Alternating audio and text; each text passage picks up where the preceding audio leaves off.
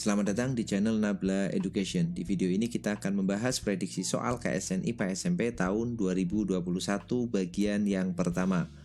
Video ini bisa teman-teman gunakan sebagai bahan latihan atau referensi untuk mempersiapkan KSN IPA di tahun 2021 ini. Oke, kita langsung masuk ke pembahasan soal-soalnya.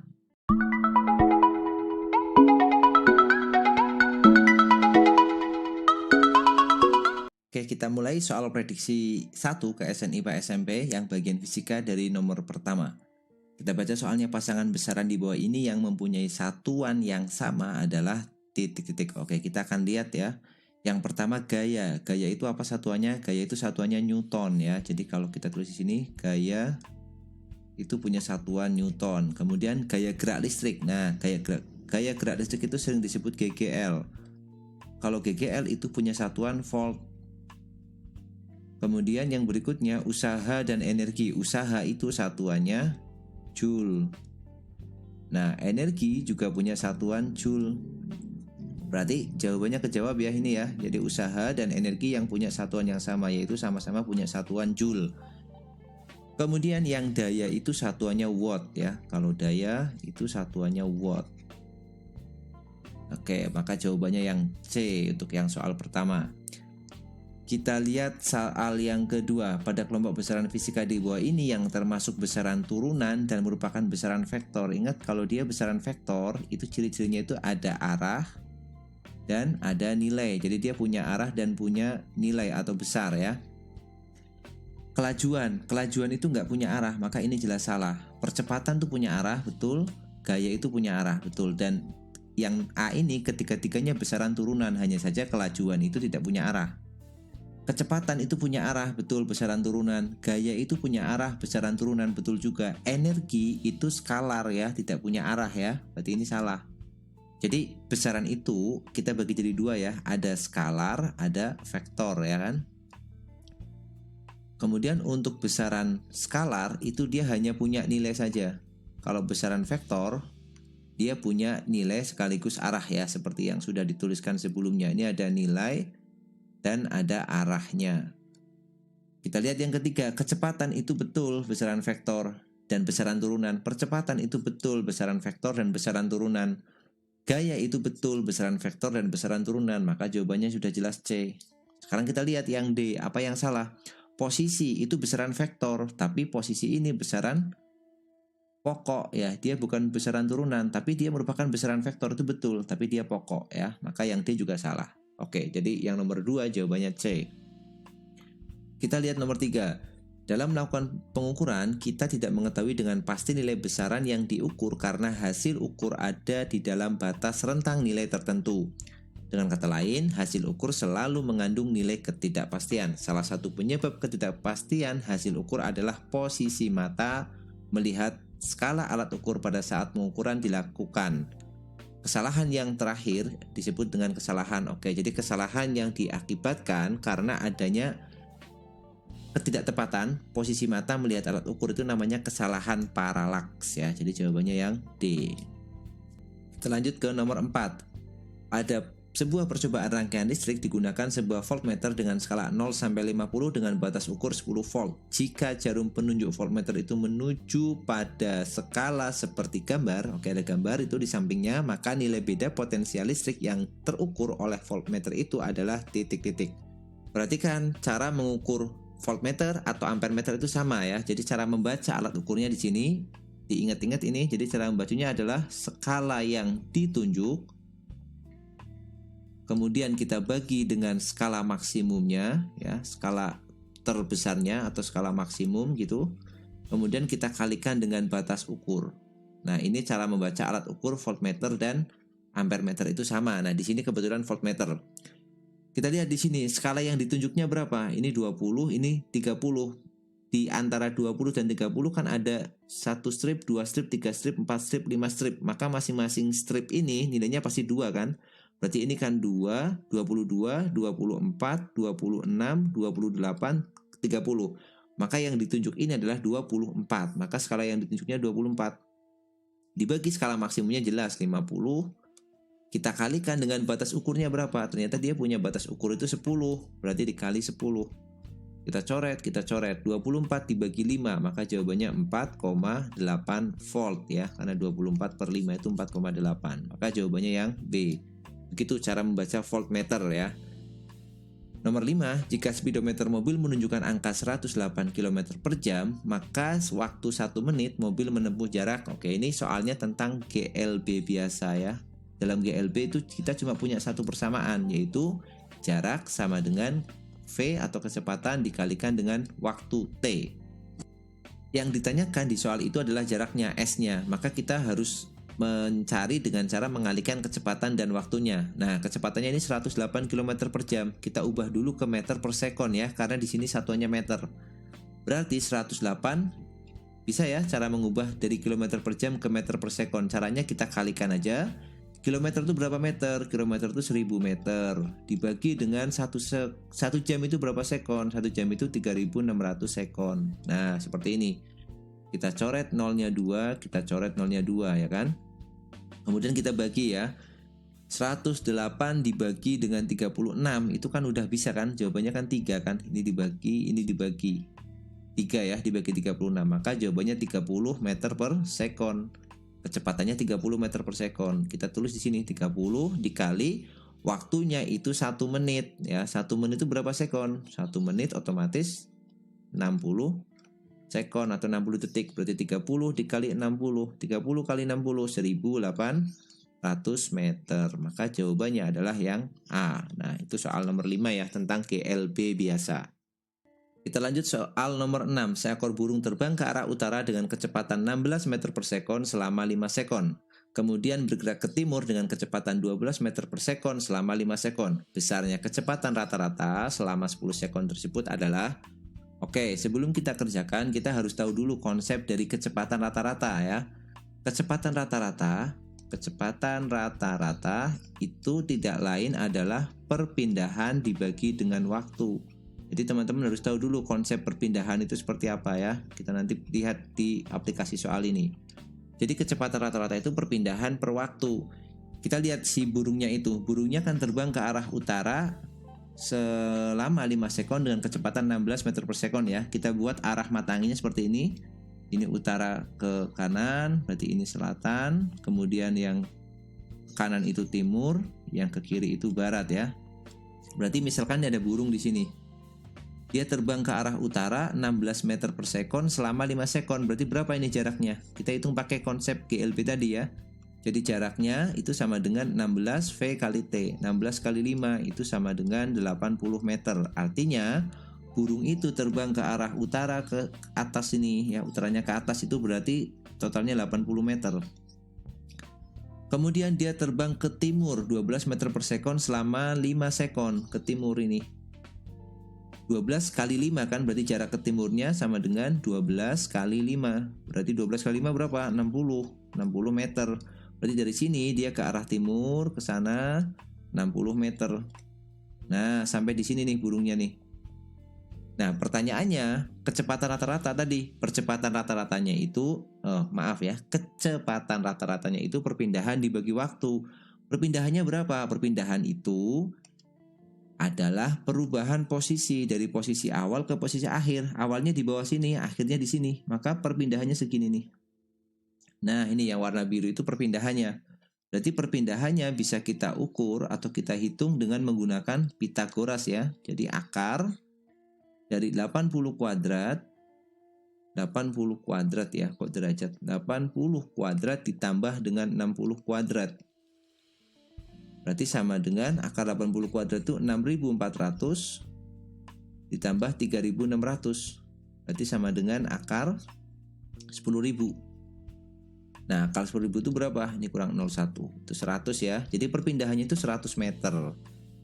Kemudian kita bisa masukkan di sini kecepatan rata-rata itu perpindahannya itu 100 meter dibagi waktunya berapa? Pada saat ke utara dia itu 5 sekon, pada saat ke timur dia itu juga 5 sekon. Berarti waktu totalnya 5 sekon ditambah 5 sekon, berarti 10 sekon. Maka kecepatan rata-ratanya adalah 100 dibagi 10, jadi 10 meter per sekon. Nah, seandainya ditanyakan arahnya, maka arahnya ke sana ya, timur laut berarti arahnya ya. Berarti arahnya menuju ke timur laut ke sana. Nah, seperti itu. Sedangkan seandainya pertanyaannya bukan kecepatan tapi kelajuan. Nah, kalau kelajuan rata-rata itu jarak dibagi waktu. Oke ya, kita jawab dulu yang ini jawabannya A berarti ya. Seandainya pertanyaan kelajuan, kita hitung pakai warna yang berbeda. Kalau kelajuan di sini, kalau kelajuan rata-rata itu sama dengan jarak dibagi waktu. Jarak per waktu. Nah, jaraknya berapa? Jarak itu total lintasan, ya ini. Utara 80 ke timur 60, maka totalnya adalah 80 ditambah 60, yaitu 140 ya. Waktunya sama-sama 10 sekon, berarti sama dengan 140 dibagi 10, sama dengan 14 meter per sekon. Itu kalau pertanyaannya kelajuan. Di soal ini yang ditanyakan kan kecepatan, maka kita pakai yang perpindahan per waktu. Nah, seperti itu ya. Jadi bedakan antara kecepatan dan kelajuan. Kita lihat nomor 7 sekarang. Grafik di bawah ini menggambarkan kecepatan sebagai fungsi waktu dari sebuah benda yang bergerak lurus pada sumbu X mendatar dari titik X sama dengan 0. Jarak yang ditempuh selama dia bergerak 20 detik adalah, oke, jadi konsep yang perlu kita pahami di sini adalah kalau misalkan kita mempunyai grafik V kali V dan T ya. Jadi grafik kayak gini, VT, ini T, yang ini V. Grafiknya bentuknya seperti apapun terserah ya. Saya gambarkan misalkan ada grafik kayak gini. Maka yang namanya jarak itu sama dengan luas di bawah grafiknya ya. Luas di bawah grafiknya itu luasan ini nih. Nah, luas ini jaraknya. Di sini yang diminta juga jarak ya, selama 20 detik. Berarti kita cari luas ini nih, luas nih sampai yang bagian 20 detik, berarti sampai yang belakang sana. Nah, itu kan bentuknya kan gabungan ya, kita pecah-pecah aja dia. Yang pertama, misalkan kita pakai luas segitiga dulu ya, yang mudah. Oke, kita kasih batas, ketebalannya kita naikkan, sebentar ya. Pertama kita hitung luas ini nih, luas segitiga. Ini kita beri nama luas yang pertama. Kemudian luas trapesium. Ini luas yang kedua. Dan yang ketiga luas persegi panjang ini. Ini luas yang ketiga. Nah, kita akan hitung luasnya masing-masing itu, trapesium, kemudian segitiga dan persegi panjang. Yang pertama dulu ya, luas yang pertama itu luas segitiga. Nah, luas segitiga itu apa luasnya? Luas segitiga itu adalah setengah dikali alas. Alasnya berapa ini? Dari 0 sampai 5. Berarti alasnya 5 dikali tingginya ini ke atas 8. Setengah kali 5 kali 8. 5 kali 8 itu 40. 40 dikali setengah berarti 20. Kemudian kita hitung luas yang kedua. Luas yang kedua itu luas trapesium. Luas trapesium itu apa? Luas trapesium itu sama dengan setengah dikali jumlah sisi sejajar ya. Yang sejajar ini nih 8 sama 4 ya. Di sini 4. Berarti 8 plus 4 dikali tinggi. Tingginya mana? Dari 5 sampai 10 berarti 5. Maka ini sama dengan 8 tambah 4 itu 12 ya, ini 12. 12 kali 5 60 dibagi 2 jadi 30. Kemudian luasan yang ketiga itu luas persegi panjang. Nah, luas persegi panjang itu tinggal panjang kali lebar. Sama dengan panjangnya itu dari 10 ke 20 berarti 10 dikali lebarnya dari 0 ke 4 berarti 4. Sama dengan 40. Nah, kita sudah dapatkan nih luas masing-masingnya 20, 30, 40. Yang ditanyakan adalah luas totalnya karena sampai 20 detik. Berarti jaraknya itu sama dengan luas total. Berarti berapa? Luasnya adalah luas 1 ditambah luas 2 ditambah luas 3. 20 ditambah 30 ditambah 40. 20 tambah 30 tambah 40 itu hasilnya 90 meter. Maka jarak yang ditempuh benda itu adalah 90 meter. Jawabannya B gitu ya. Kita lanjutkan ke soal nomor 8. Sebuah benda dilontarkan vertikal ke atas dari permukaan tanah. Setelah 8 detik benda itu kembali ke permukaan tanah. Jika percepatan gravitasi 10, maka laju awal dan ketinggian maksimum yang dicapai oleh benda tersebut berturut-turut adalah, oke, jadi ada benda kayak gini nih. Nih, ditembakkan ke atas ya dengan kecepatan awal V0. Maka dia akan naik, kemudian turun. Nah, seperti itu. Ternyata waktu untuk naik dan turun itu 8 detik. Nah, ingat pada kasus ini waktu naik itu sama dengan waktu turun ya. Jadi naik dan turun itu butuh waktu yang sama, yaitu masing-masing harusnya 4 detik ya. Jadi T naiknya itu sama dengan 4 sekon, T turunnya itu juga harus sama dengan 4 sekon ya, karena dia dari tanah ya, ketinggiannya sama kan ketinggian mula-mulanya.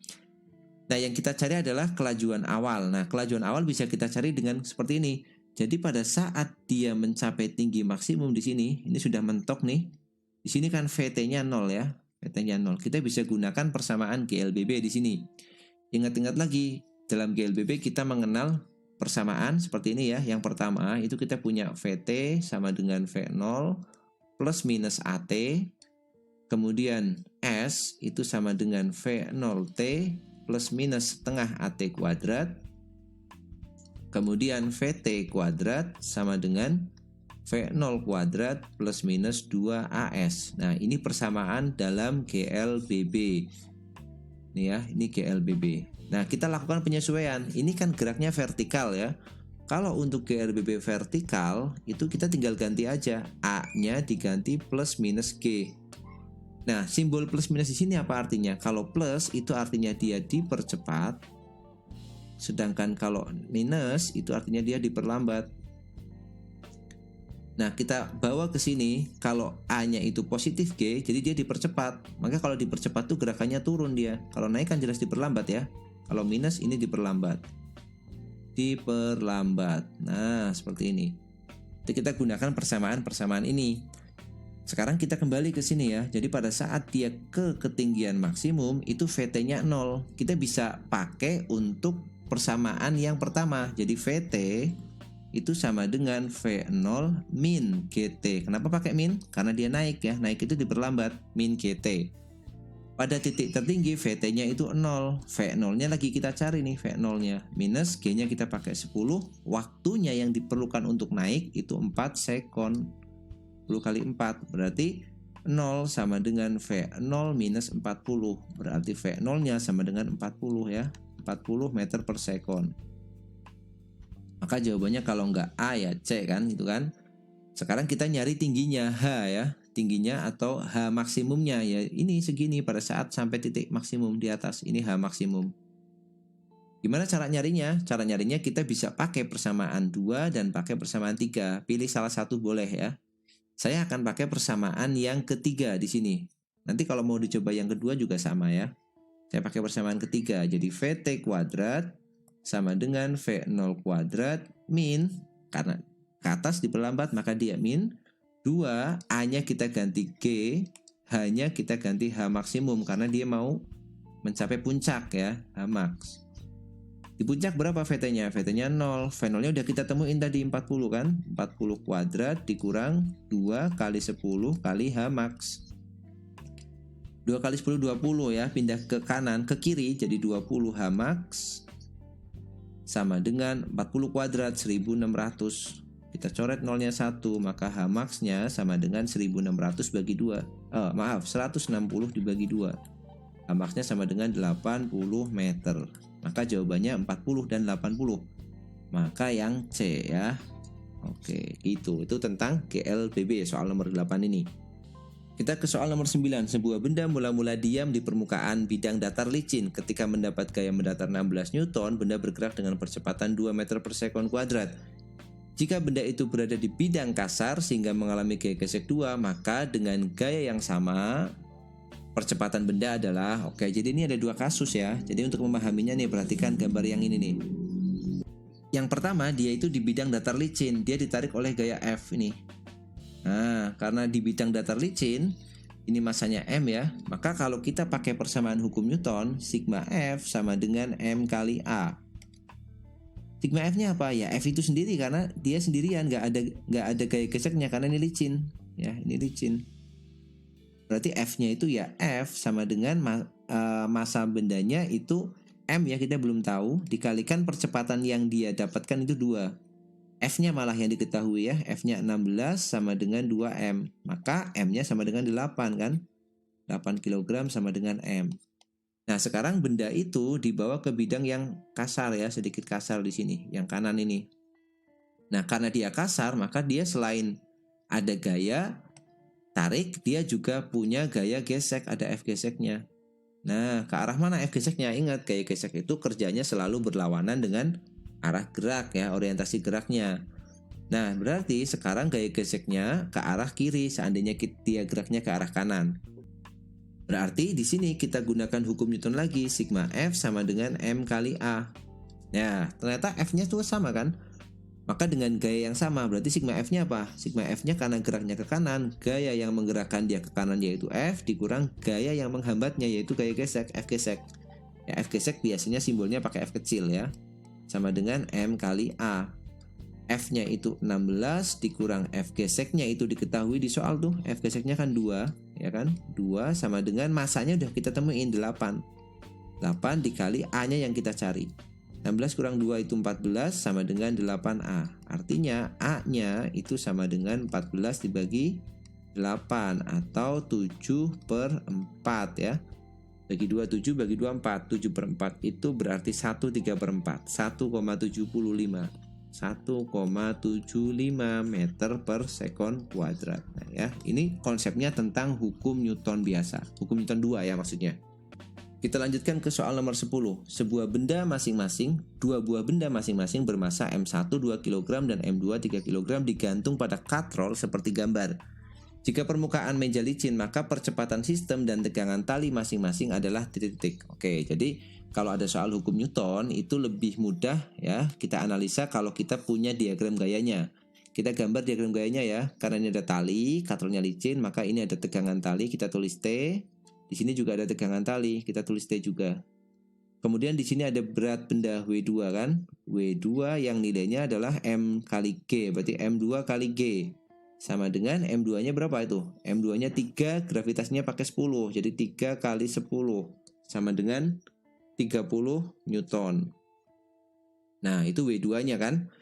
Berarti kalau kita pakai hukum Newton, nah bisa ditinjau satu per satu atau dilihat secara keseluruhan sistem. Nah, ini untuk memudahkan memahaminya kita lihat aja satu per satu ya. Nanti kita kerjakan pakai dua cara. Satu per satu, coba lihat M1 ya. Kita lihat M1. Fokus di M1 dulu, geraknya kemana? Seandainya dia bergerak kan M1 bergerak ke kanan dengan percepatan A, M2 akan turun ke bawah dengan percepatan A kan? Berarti kalau kita aplikasikan hukum 2 Newton, sigma F sama dengan M1 kali A.